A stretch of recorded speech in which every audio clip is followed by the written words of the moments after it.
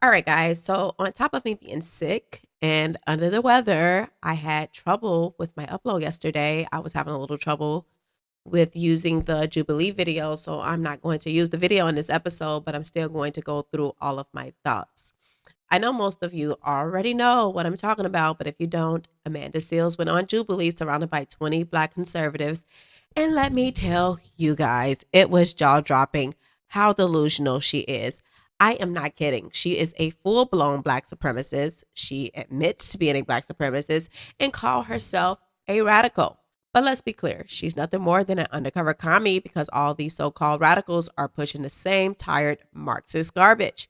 Amanda Seales is not helping the Black community. She's dragging Black people deeper into their victimhood. She didn't walk into the room to elevate anybody. She walked in to perform and to act like she's better than everybody. And honestly, every single point she tried to make either collapsed under basic logic or got flipped into another guilt trip routine. This was Amanda Seales showing us how cultural delusion get dressed up as radical thinking, but it's the same poison keeping us stuck. And the truth is, if we're still living off the same ideology of people had lived from 50 and 60 years ago, people who only thought that way because the time period they lived in, to hold on to that now is completely ridiculous. So today we're going to break it down and expose just how toxic her little performance was. Welcome back to the channel, guys. I am Carmen JC. If you're new here, hit the subscribe button. If you want to support the channel, make sure you hit the super thanks or the buy me coffee link below. Let's get into it. Okay, so let's start with her big opener. Reparations are undeniable and necessary. Like, can we be effing for real? Here's the reality. According to the 1860 U.S. Census, less than 2% of white Americans owned slaves. Most white people did not own slaves then, and 0 of them own slaves now. People that own slaves is dead. Our ancestors are dead. So explain to me why people who never owned slaves should be cutting checks to people who never picked cotton. Can we make this make sense? And not to mention, who's going to pay for it? You? Me? Taxpayers? It's not free. We saw what happened when we had stimulus checks and PPP loans. That money didn't fix anything. It got blown.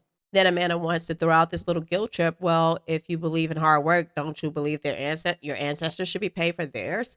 Can we be for real again? Welfare was reparations. Affirmative action was reparations. Let's not forget, since the 1960s, America has dumped over $1 trillion into welfare programs.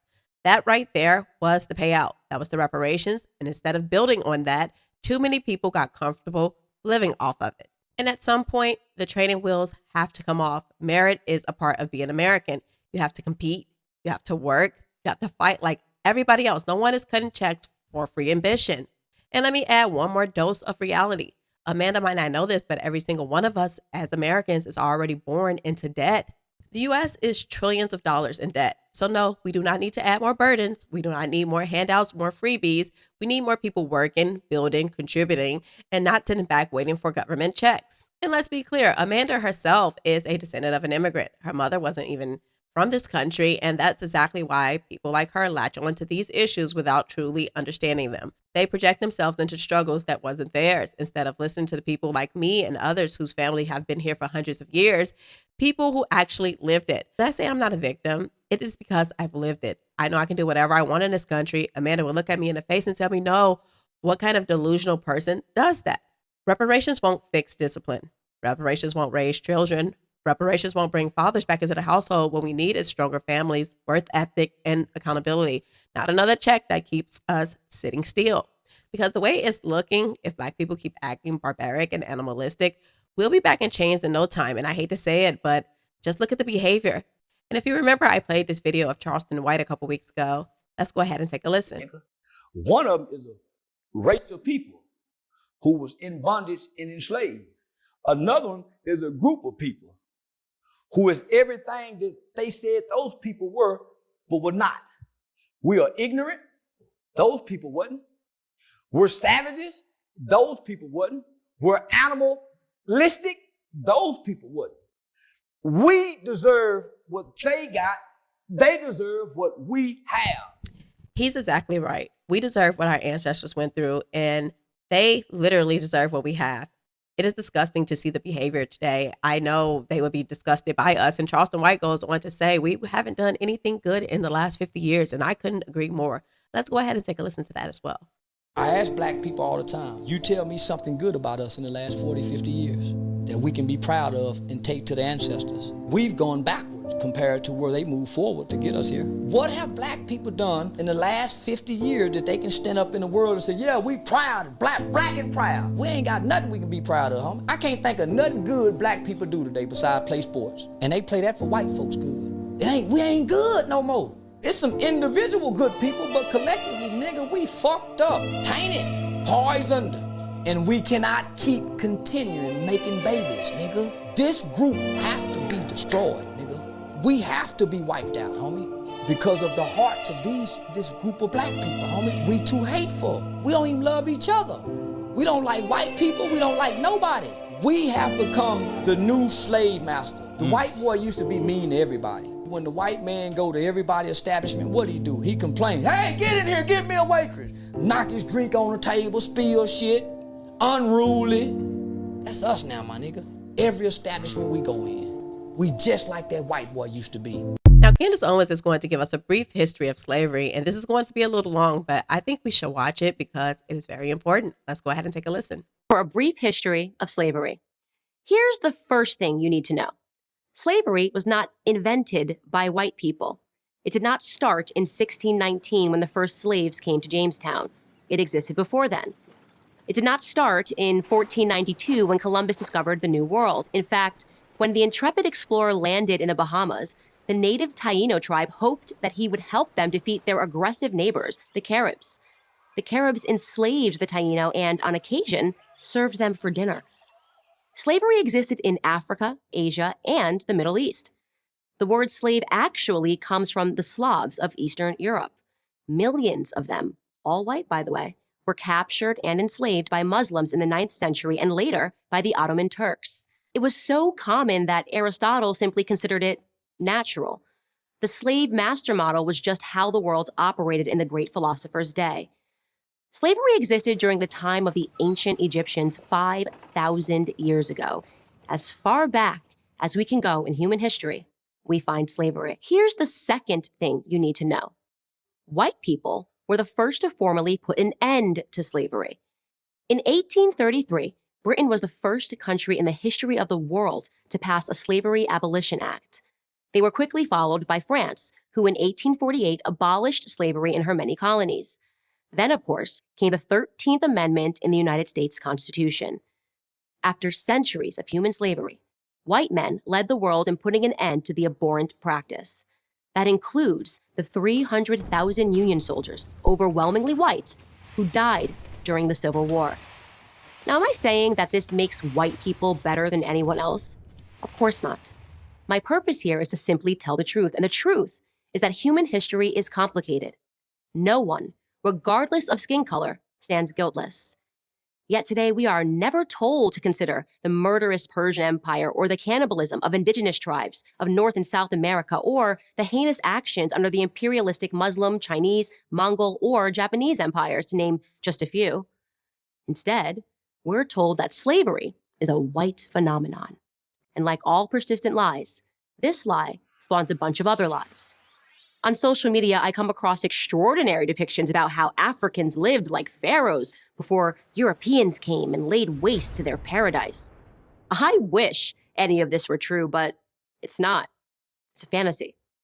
The truth is that Africans were sold into slavery by other Black Africans, and in many cases, sold for items as trivial as gin and mirrors.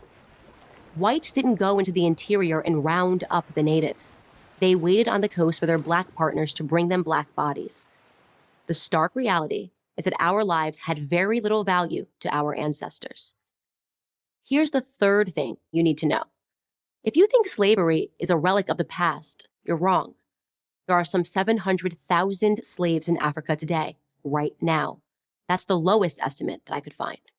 Other sources say there are many more.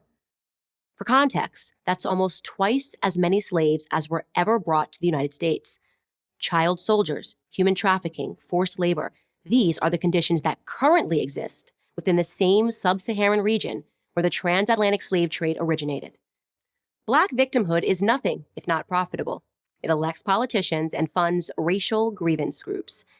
And if Black Americans began to view themselves as partners in the American dream, if we embraced the patriotic spirit that holds all men are created equal, the patriotic spirit that is our real heritage, then the race hustlers would soon be out of business. And who wants that? Every Black person in America needs to watch that video because it's time to let go of the slave thing. It is dysfunctional. It is keeping us stuck in history so we can't focus on our future. We have to do better as a community if we want to see a difference in our communities. So Amanda's second claim is that Black on Black crime is the result of underfunding and over-policing. We have to stop lying to ourselves. Nobody told us to rob our neighbors. Nobody told us to spray bullets on the block. Nobody told us to walk away from our children. That wasn't white people. That was not the system. That was us. And yes, poverty and crime are connected. But if poverty alone explained it, then why don't poor white towns implode the way ours do? Appalachia is some of the poorest, whitest towns you'll find, dirt poor, but nowhere near the crime rate of Chicago, Baltimore, or Philly. The difference isn't money. The difference is family. Boys without father are exponentially more likely to commit crime. That is not a funding issue. That is a decision-making issue. And don't take my word for it. Just like the Pretty Conservative said, every year between 6,000 and 9,000 Black men are killed by other Black men. Compare that to fewer than 150 killed by the police. And if you're talking about unarmed people, the numbers drop into double digits. So no, the problem is not over policing. The problem is us. Let's take it a step further. Black people commit the most crime per capita. That is not oppression, that is dysfunction. And here's a hard truth that most people won't say. If you got rid of the 13% of the population, crime in America would drop by nearly 50%. Amazing. We will literally fix crime in this country just by not having Black people. Now, to be clear, I'm not saying that we should get rid of Black people, but I am saying that Black people need to fix their own problems before other people start realizing that might look like a decent solution. And that is not a position we ever want to be in. And here's another cold and uncomfortable reality Amanda does not want to face. Much like the Pretty Conservative said, you're more than likely to be raped, robbed, or killed by your own people rather than a cop or a white man. That is the truth. And instead of facing it, we normalize it, we glorify it, we excuse it. Just look at the music, the drill music, the lyrics bragging about murder, the videos flashing guns and drugs. Like, it's something to be proud of. And what do people like Amanda do? She blames the record labels. Amazing. But let's be real. The record labels can only sell what we're buying. Nobody forces us to stream it. Nobody forces us to make it a trend. Nobody forces us to glorify death and destruction and call it culture.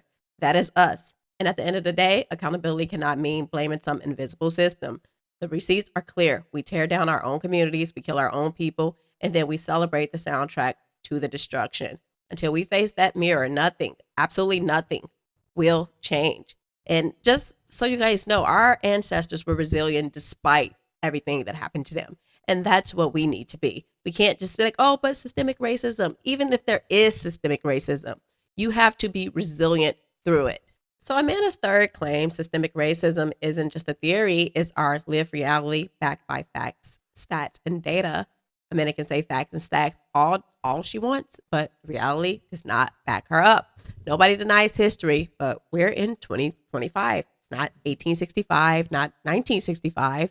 The system she's crying about was dismantled decades ago, and it was replaced by the Civil Rights Act, the Voting Rights Act, affirmative action, DEI programs, minority scholarships. That is not oppression. That sounds like a head start to me. And if systemic racism is so powerful, how come Nigerians, Ghanaians, and Jamaicans come here and out-earn Black Americans? Same skin, same country, but different results. Meanwhile, too many of us would rather scream racism than compete. Then we got the nerve to be mad about Africans and Caribbeans for coming here and telling us to do better and to be better. They're right. We just do not want to hear it. No self-awareness. Black people can't they can't hold themselves accountable. They can't be told anything. Zero room for correction. And they just don't want to be accountable. And let's not pretend we don't have the resources. Black America generates $1.3 trillion a year, trillion with a T, and yet we blow it on Gucci, Louis, and Prada. We flex on Instagram, we pack out the clubs and the carnival cruises, but when it comes time to invest in schools and neighborhoods, suddenly we do not have the resources. Can we be effing for real? That is not systemic racism. That is systemic irresponsibility. And let me make this clearer. If systemic racism is real, why are whites and Asian working class Americans groups that have actually faced discrimination outworking everybody? Meanwhile, Black America is coasting on lower standards, begging for inclusion, pretending accountability is oppression. And the hypocrisy here is insane. We're the ones demanding Black-only spaces, dorms, graduations, voluntarily separating ourselves while screaming oppression. It is madness. And Amanda want to act like MLK would be on her side. No, he wouldn't. He said to judge us by the content of our character, not the color of our skin. Yet in 2025, we're still demanding handouts based on our skin color. That is not civil rights, that is entitlement. And the truth is, people are tired, fed up, and it's not about racism anymore. It is about the barbaric, animalistic, disgusting behavior too many people in the Black community have normalized. The whining, the excuses, the handout mentality, acting like the world owes us everything. It is pathetic. It is tired. And until we throw away this crutch called systemic racism and start looking in the mirror, nothing changes and we stay stuck. So Amanda's final claim is that Black conservatism failed to address the needs of the working class. And this is where Amanda exposes herself, because she's not talking about the real working class struggle. She's just recycling talking points. See, what she won't admit is that conservatism actually works, because conservatism is about accountability, discipline, and reaping what you sow. If you work hard, you'll get the results, and if you slack, you'll fail. That's how life works, and it doesn't matter if you're rich, poor, Black or white, whatever. Now, I'll be fair, there is a tiny bit of truth in what she said. Some Black conservatives don't actually come from these neighborhoods. They didn't grow up in broken homes. They didn't see the dysfunction up close. So instead of offering solutions, they just sit back, critique, and make money clowning their own community. They profit off of the dysfunction, but don't fix it. And to be honest, some of them became conservatives like it was a trend because it was popular. And a lot of them probably got bullied, just like cops. When they get bullied and they become cops, they were never respected by the Black community, and now they clown it as payback. But let's not get it twisted. Amanda is still wrong, because conservatism at its core does address working class issues. I know because I've lived it. When I was liberal, reckless, and unaccountable, my life was in chaos, okay? I was doing things I had no business doing. But when I changed my mind, guys, I'm telling you, I changed my life. I started working. I started thinking differently. I started showing up differently. And guess what? My life changed. And that's the part Amanda doesn't get. The change doesn't come from a handout. The change comes from the mind, from accountability, from work ethic, from value. So yeah, I'll call out Black conservatives who choose to chase clout instead of offer real solution. But let's be clear, Amanda's argument is still complete trash, because the truth is conservatism does work. Conservatism saves lives. Conservatism is the only thing that will actually rebuild the Black community. And let's not forget, our ancestors were conservatives. They were family-oriented, disciplined, hardworking, faith-driven, and that's how they survived. That's how they thrived and built something out of nothing. Because right is right and wrong is wrong. It doesn't matter if it's coming from liberals, conservative, or anyone else. The dysfunction has to be called out, period. And I want you guys to take a look at this clip of Andre Williams, because he's sensing some of the same things I've been saying.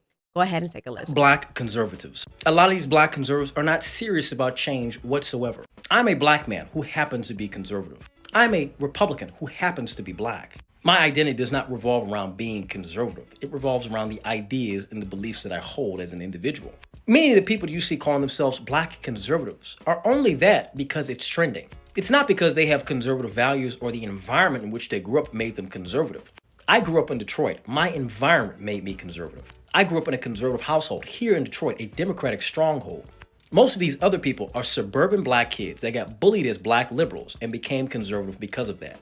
They are no different than the Black liberals they criticize. And they only exist to criticize Black liberals, nothing more. They don't live in the hood. They don't try to connect with it or try to make it better. They sit far away, just like the Black liberals they hate, and criticize it from there. None of these people want change. They just want to say that they're different and get paid for being different. That's it. So as I said before. See, that's exactly the point, and he sees it too. It's not about fixing the community for a lot of these so-called conservatives. It's about filling their pockets, chasing clicks, and building their brand while Black people keep sinking. But I care about my community. I want to see Black people in a different light, and I don't like what I'm seeing right now. I am disgusted by it. I'm damn near on board with bringing slavery back. That's how sickening the behavior is, because at least back then people had discipline, they had family, they had structure. And today, nothing but excuses and dysfunction is prevalent. And I am glad that Andre thinks it too, because it shows I am not the only one calling this out. Amanda Seales walked into Jubilee thinking that she was the smartest person in the room. But what she really did was expose how delusion, victimhood, and Marxist talking points keep our community stuck. Reparations, systemic racism, over-policing, same tired script, no accountability, no solution.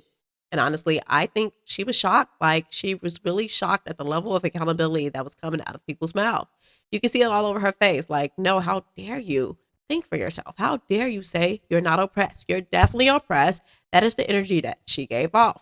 And any person that's trying to teach and preach oppression, I just cannot get with that, because it's not just her. People like Amanda take this mindset and pass it on. They indoctrinate their children with it, and that is disgusting. The truth is simple. No amount of excuses will fix our culture. Family will, discipline will, self-respect will. Amanda can keep preaching about oppression, but as long as we glorify dysfunction, the results will never change. I am Carmen JC. Thank you guys for tuning in. If you got any value from this episode, hit the like, hit the subscribe, or if you want to support the channel, hit the super thanks or the buy me a coffee link below. I love you guys so much, and I will see you guys next time. Conscious culture, we awaken and we learn. Fire in our spirits, watch the system as it burns. Question every lesson, let the real truth return. We break the mold, and now it's our turn.